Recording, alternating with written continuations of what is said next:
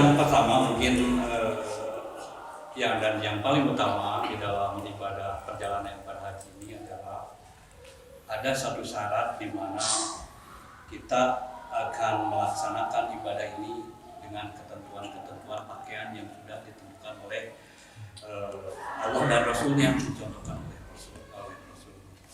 Rasul Shallallahu Alaihi Wasallam di dalam berhaji atau berhaji. Itu apa? Yaitu pemakaian kain ihram. Di manakah pemakaian kain ihram? Pemakaian kain ihram adalah digunakan ketika saat kita dalam keadaan ihram. Jadi bukan memakai kain ihram itu untuk ihramnya di embarkasi di asrama haji, bukan. Tetapi kita memakai kain ihram di embarkasi untuk persiapan ihlal ihram di Qadum Manazil atau di Hajwa di batas Qadum Manazil atau di Yalamah. Artinya di Miqat Makani. Jadi mengenal Miqat Makani tapi tidak mengenal Miqat Zamani untuk ihram umroh. Ya, ihram. Jadi untuk sekarang pemerintah atau kemenang Allah menyarankan untuk mengharuskan memakai kain ihram bagi gelombang kedua, yaitu di embarkasi. Kalau dulu nggak boleh. Kalau kita mau pakai kain ihram di embarkasi itu bukan sembunyi-sembunyi, meminta izin yang sangat ketat gitu ke mereka, gitu, untuk diizinkan memakai kain ihram. Lama kesini jadi bahan cemoohan dan sebagainya. Malah sekarang dianjurkan untuk memakai kain ihram. Katanya memang lebih praktis, tidak membuat ricuh di pesawat, karena 400 jamaah, setengahnya laki-laki, misalkan 200 orang, ketika memakai pakaian ihram di pesawat ini terasa akan sulit pergerakan aktivitas pramugari dan sebagainya. Maka memakai kain ihram itu untuk tawaf qudum dilakukan di embarkasi setelah mandi ihram, ya, untuk diniatkan untuk ihram. Yang pertama mungkin untuk mandinya, mandi seperti mandi janabat, ya. Jadi, saya udah tahu sebelum pakai kain ihram. Oke. Mandi kita biasa wudu dulu, ya, anggota abdas dulu dicuci, kemudian disiram, dilantiskan dari kulit kepala sampai ujung kaki. Itu namanya mandi besar. Mandi junub, ya. Dan untuk pemakaian ihram ini tidak ada sholat pakai kain ihram, tapi syukrul wudu tetap ada, kan? Syukrul wudu sholat setelah menggunakan toharoh atau bersuci, itu ada sholat sunnah. Nah, untuk tawaf qudum maupun hajian itu sama prinsip memakai kain ihram itu tidak ada ketentuan. Bagaimana caranya itu tidak ada ketentuan. Ya, banyak tutorial itu bisa dipakai semua. Yang utama adalah tadi keamanan, jangan sampai terlepas, jangan sampai sampai motor sehingga terbang gitu. Sehingga salahnya. Jadi karena ini ada untuk tesis, mudah-mudahan bisa dihijaukan, bisa dipakai hijau. Ini biasa dipakai untuk atasnya biar kelihatan. Kalau dipakai di bawahnya itu biasa tidak kelihatan yang hijau itu. Jadi kalau melompok, ya, mencari anggota kelompoknya atau mencari rombongan, itu bisa terlihat dari kain ihramnya. Biasanya aja karena sekedar aja itu, bukan harus pakai hijau. Ukurannya sama, panjangnya sama, lebarnya juga sama antara atas dan bawah. Mungkin satu jenis produk toko lain dan ada toko satu dengan toko yang lainnya yang mungkin berbeda kualitas, berbeda bahan, berbeda ukuran. Tapi ukuran atas dan itu tidak ada ukuran yang tertentu, biasanya sama semua. Iqbal. Ini namanya katingalnya.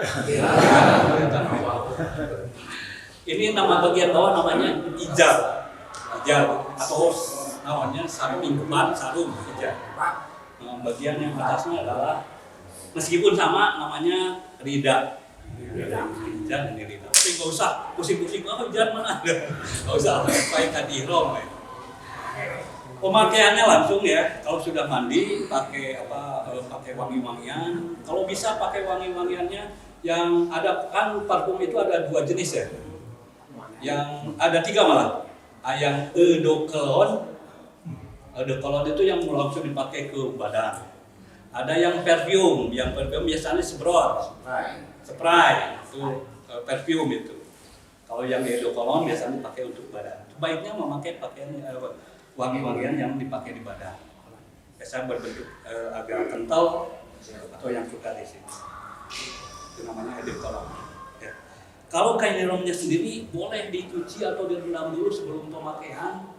Memakai wangi-wangian, motor dan sebagainya itu biar wangi terus lah. Biar beberapa hari, apalagi hajian kan dipakainya 8-9 ya. 3 hari pemakai itu harus wangi lah. Karena setelah memakai kain ihram maka ada larangan ihram kan, tidak boleh memakai wangi-wanginya. Tapi kalau sebelum memakai ihram kemudian setelah mandi kemudian memakai wangi-wangian baru diperbolehkan, malah disunatkan. Yang pertama memakai kain ihram sebagaimana bapak-bapak memakai sarung biasa. Ya. Baik. Kedua ujungnya dipegang oleh sebelah kanan atau sebelah kiri boleh. Sebelah kanan atau sebelah kiri boleh. Sebagaimana sarung dilipatnya di tengah. Ini sarung ya, sarung biasa. Ya. Tinggal lipat aja, jangan khawatir lepas. Jadi yang biasa-biasa pakai sarung ya, ini udah cukup. Kalau misalkan pakai sabuk gitu, ya nanti saya jelaskan. Ya, ini bebas bergerak, aman juga. Tapi memang tidak kurang begitu aman. Kenapa kurang begitu aman? Ketika kita tidak kontrol, ini kan sambungannya di depannya.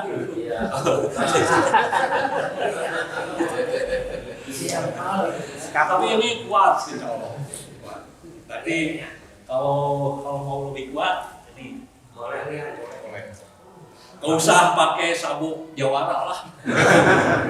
Tapi gak apa-apa kalau pengen sabuk yang besar itu pakai sabuk jawara gak apa-apa. Gak ada ketentuannya. Itu nanti dikasih tim dari kenapa? Oh ya enggak. Pakai sabuk itu kalau sudah beli pakai aja. Ya. Kalau pakai sabuk juga ini aman sabuk. Cuma kontrol aja ini. Itu kelemahannya ini kebaikannya ini bebas bergerak ya. Bebas bergerak. Kalau kelemahannya tadi kurang aman, cimogo. Kemudian ini terlalu ngabendul di depan. Ya. Itu yang pertama. Tapi boleh mana aja. Yang kedua, semuanya juga cepat sih. Semuanya cepat. Yang kedua, bagian ujung yang depan ini agak sedikit ini. Tapi masukin ke dalam, lebih dalam. Tarik dari sini.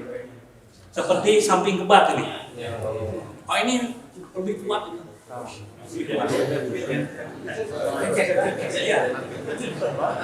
Bagian yang rumenya kalau mau rapi dilipat ke dalam. Kemudian ini lebih kuat kan? Tapi memang kelemahannya tapi nggak lompatan, nggak akan diudah-udahin juga gitu. Masih aktif Pak, bisa. Masih aktif. Ini saya kira ya lebih rapi, lebih lebih aman, lebih kuat daripada yang tadi. Nggak pakai sabuk pun ini insya Allah. Ya, tapi sekali lagi tidak ada cara khusus atau harus ini atau harus ini. Baik, mengerti ya? Paham? Insya Allah. Nah, untuk pemakaian yang atas atau tadi apa namanya? Lidah. Ini kalau dipakai ini biasanya terlalu lebar, maka diambil 1/3 atau 1/4, dilipat, memanjang. Kemudian bahasa Indonesianya apa ya? Disangsangkan. Diselendangkan di pundak kiri. Selendangkan ya. Sangsangkan. Baik, 1/3 ya, segini. 1/3. Kemudian diselendangkan bagian yang pendek bagian depan. Bagian yang panjang di bagian belakang. Ini bagian depan dimasukkan ke lipatan kain ihram atau ke sabuk. Pakai sabuk.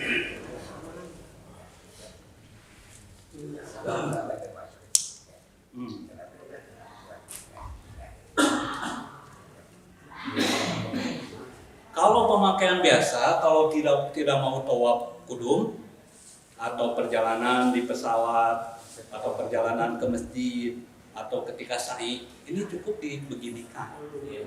Ya. Tapi untuk keperluan tawaf kudum, nah itu adalah harus ittiba. Pundak sebelah kanan harus buka. Caranya kan gampang. Tinggal dipegang, kemudian dilemparkan. Sudah selesai. Tidak ada kesulitan apapun dalam pemakaian ihram. Berapa menit tuh? Berapa detik barusan? 2 detik. Yang belakangnya nggak dikaitan ya, yang belakang. Kalau mau silakan, kalau mau pakai peniti ini lebih bagus. Tapi dipakainya kan cuma sebentar, cuma ketika. Ya. Kelemahannya yang ini, tadi cepat ya, bagusnya tuh cepat. Kelemahannya ini mudah lepas ini. Apalagi ketika sholat.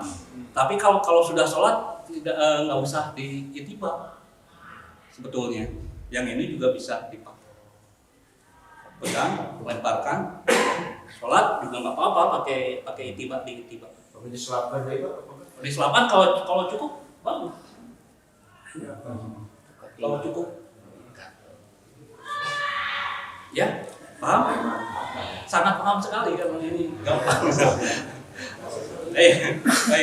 Yang pendek bagian depan masukkan ke gesper atau ke lipatan ini juga cukup.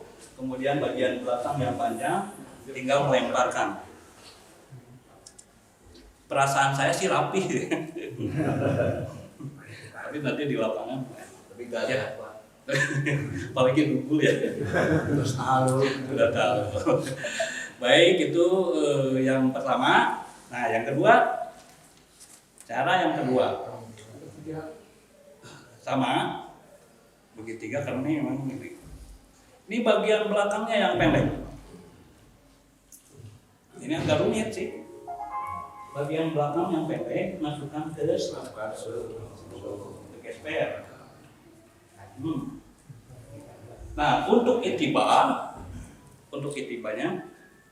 bisa dipakai minta tolong orang atau sendiri juga bisa diputarkan ke sini.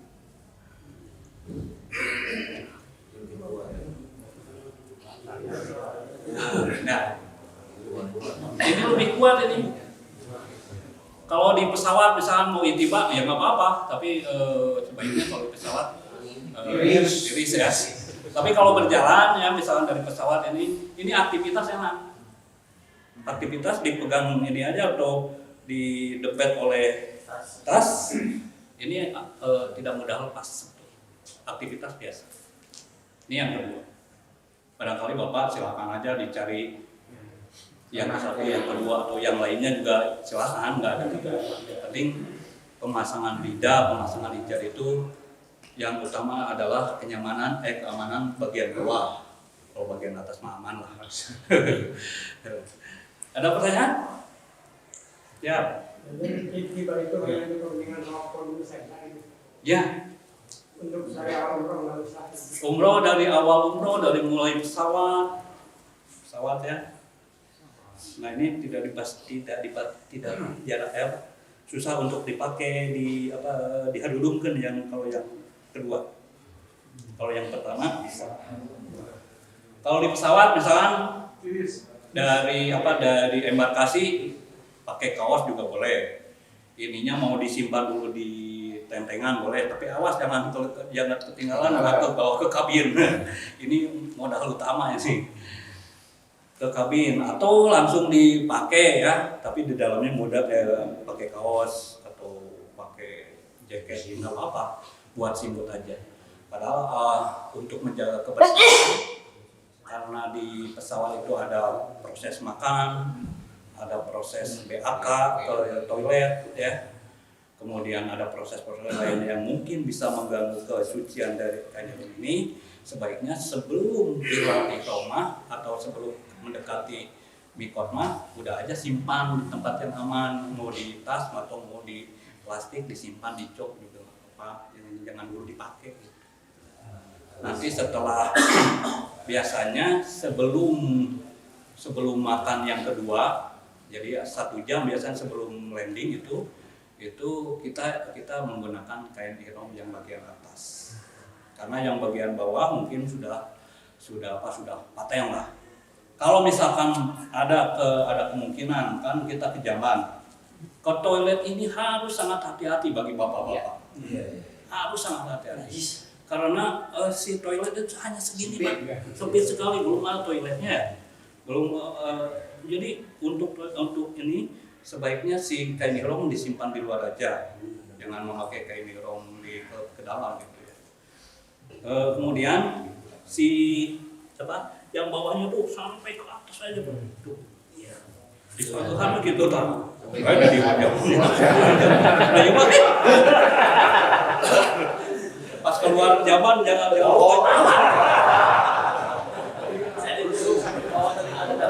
jadi pokoknya harus hati-hati aman mungkin. Kalau gespernya itu jangan gespernya dibuka dulu pakai tali ya. Karena nggak bisa mandi.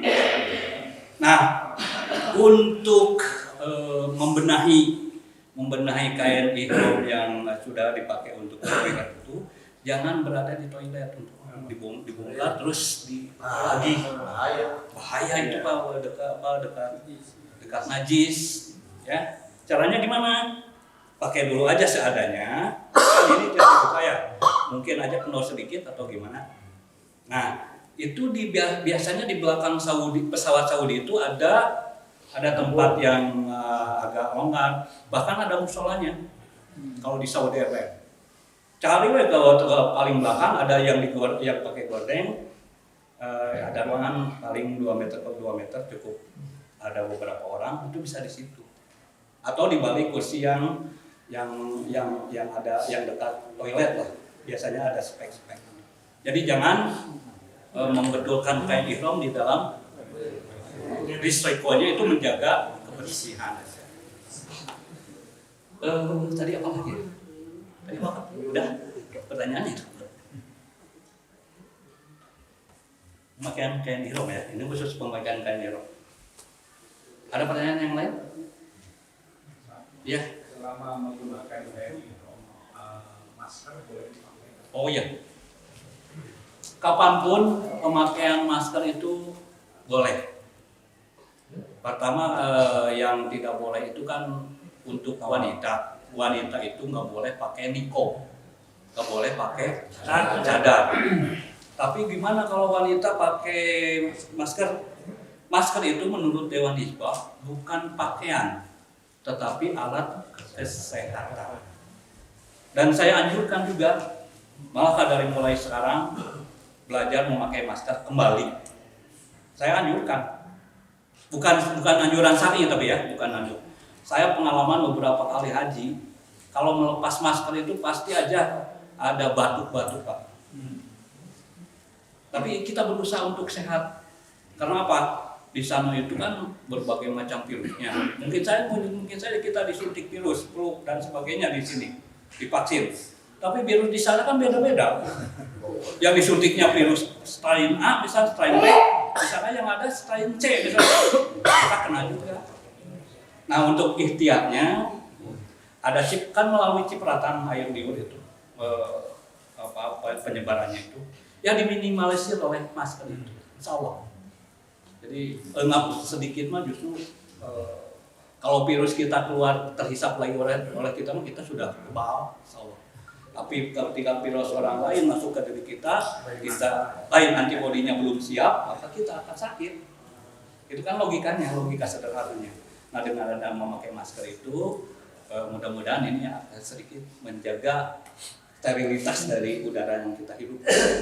Coba nanti kalau insya Allah ya pengalaman Bapak kalau subuh-subuh di Mekah ketika sholat, ketika bangkit dari ruku, kayak bangkong di tengah sawah, kungkobe batuk-batuk aja. Karena pernapasannya terganggu. Ya Pak, boleh. Kalau kayak Oh ya, di bagian atas, bagian bawah juga boleh Pak. Maksudnya mau diganti ya, kayak rom kalau tawaf kudum saya kira nggak usah cadangannya disimpan aja, dibawa ke kabin, tapi untuk darurat saja. Misalkan ini yang atasnya atau yang bawahnya kena najis itu bisa diganti. Kalau untuk tawaf kudum ya, kalau untuk kajian memang perlu ada cadangan karena untuk tanggal 8, tanggal 9, tanggal 10 itu lumayan lah ada kuleh, ada bau oge gitu kan ya. Tapi kan nggak harus diingat meskipun 2 hari 3 hari nggak usah lagi pakai air, nggak usah pakai wangi-wangian lagi, nggak boleh. Nah, bagaimana mengganti kain ihram? Ya ganti seperti biasa. Misalkan kalau ini sudah kotor, ya ganti bagian atasnya. Kemudian kalau yang bawahnya sudah kena najis, ya bagian bawahnya diganti. Nggak apa-apa, ada pergantian itu. Malah dicuci kalau di Mina bisa mencuci. Tapi jangan di kamar mandi ya, di luarnya. Dan kalau di kamar mandi kan kasihan orang yang nunggu. Kalau di sana itu dicuci-cuci, nggak usah pakai sabun juga sih. Dicuci-cuci gitu, kemudian di beberapa 1 jam 2 jam sudah kering lagi insya Allah. Jadi bisa dipakai lagi. Jadi jangan terlalu banyak bawa baju. Ada lagi? Satu lagi tenang deh. Semuanya ya biar keluar.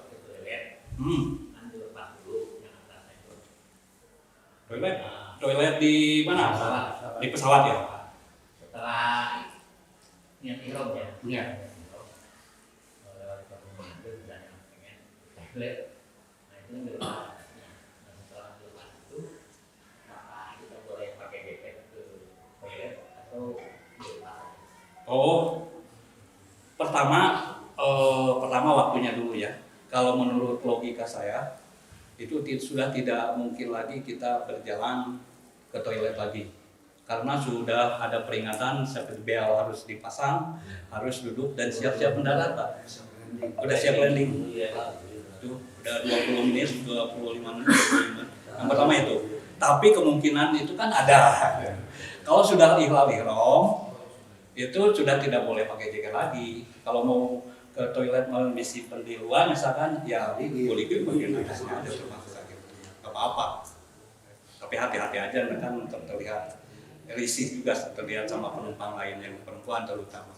Tapi ingat bahwa bagian atas kita bukan aurat kan, bukan aurat. Aurat itu batas dari ini sampai paha. Ya gitu Pak. Yang pertama tadi menurut logika saya pesawat itu sudah belok, sudah menurunkan ketinggiannya, sudah mulai mendarat. Jadi perlu dijelaskan. Sementara kalau saya lihat di sini kan sudah sebagian yang sudah punya dan juga yang belum. Insya Allah nanti ada pertemuan yang terakhir berkaitan dari manasik gabungan. Itu nanti akan masing-masing diberikan kain ihram. Jadi dari KBIH akan memfasilitasi semua. Jadi artinya barangkali ada yang belum, itu tidak perlu beli, nanti akan diberi itu untuk kondisinya. Dan berkaitan juga nanti di mana di asrama haji nanti kan ada pemeriksaan kesehatan berkaitan dengan obat-obatan, berkaitan dengan lainnya, dan kemarin diberikan masker, diberikan untuk spray, untuk air, untuk supaya tidak kering. Nanti juga di sana akan diberikan berkaitan dengan living cost yang akan diberikan. Kalau sekarang itu berapa sih? 750 ya. Kalau kemarin itu 1.500. Sekarang itu 750. Biasanya 500 ditambah 100 barangkali ditambah 50 rial. Jadi masing-masing nanti diberikan pada saat setelah proses kesehatan berkaitan obat-obatan dan sebagainya. 750 kalau dikalikan 4 ya kurang lebih 3 juta lah kalau sekarang. Lalu nanti proses pada saat pelaksanaan di sana sebelum berangkat menuju pesawat, ya asrama haji biasanya istirahat dan menginap, fasilitasi segala macamnya berkaitan untuk tempat tidur, berkaitan juga untuk konsumsi, untuk makan, di sana juga diberikan. Nanti diberitahukan bahwa pemberangkatan jam sekian. Dari kepala rombongan itu sudah memberitahukan, kepala rombongan juga sudah diinformasikan bahwa jamaah haji sudah harus siap-siap menggunakan kain ihram, kan untuk pembersihannya. Tadi juga disampaikan oleh Pak Haji Asep berkaitan barang bawaan yang mau masuk ke pesawat itu dengan kondisi bawa cairan tidak boleh melebihi 100 ml. Tetapi kan biasanya suka bawa ada parfum yang besar, ada odol yang besar itu, maka carilah gitu kan yang kecil-kecil. Kalau seandainya odol ada yang kecil yang 100 ml boleh bawa 2. Tapi dalam kategori tidak boleh melebihi. Biasanya pada saat masuk lewat X-ray dan segala macam di sana sudah diperiksa dulu di barang tas yang kecil. Ya, karena ada 3 koper sudah langsung ke bagasi, tas tentengan itu dibawa oleh kita dan juga tas paspor. Gitu kan. Lalu proses nanti pada saat di pesawat kita sudah ihlal, sudah ihlal umroh, biasanya mah tiris, kemudian maki langit-langitan. Itu jangan. Kalau sudah kita ihlal, jadi usahakan biarkan biasa saja pada saat nanti di pesawat. Gitu. Nah untuk kali ini supaya lebih mapan, supaya lebih paham nantinya juga, silahkan kalian dorong itu untuk dicoba. Nanti siapa saja bisa pinjam, bisa mencoba. Nanti kalau ada apa-apa bisa di rumah, gitu kan. Setelah ada kain ihram nanti lebih gampang. Karena apa yang disampaikan juga Pak Haji Asep bahwa untuk kamar mandi yang nanti di Mina itu kurang lebih ukurannya 1 meter kali 1 meter, 1 meter 20 lah. Jadi cuma ada toilet, ada shower saja, cuma pintu. Itu saja, cuma sebesar itu nantinya. Gitu. Nah, nanti bisa dikondisikan kalau seandainya saya mau bawa 3 potong. Kalau yang sekarang 1 set 2 potong. Boleh-boleh saja. Kalau tadi disampaikan ini mau dijahit, tapi kalau seandainya mau yang bawahnya kena kotor, mau diganti gimana? Ini kan jadi pendek. Silakan. Aman saja. Gitu. Kenapa ini jadi sama? Kalau seandainya ada najis di bawah, tinggal dibuka, diangkat ke atas. Kalau tidak sempat untuk ngambil, buka air, kita cuci. Cuci, keringkan, pakai lagi. Itu tidak lama untuk kering. Jadi kalau saya nyaranin ya tidak perlu banyak lah, bawa 3.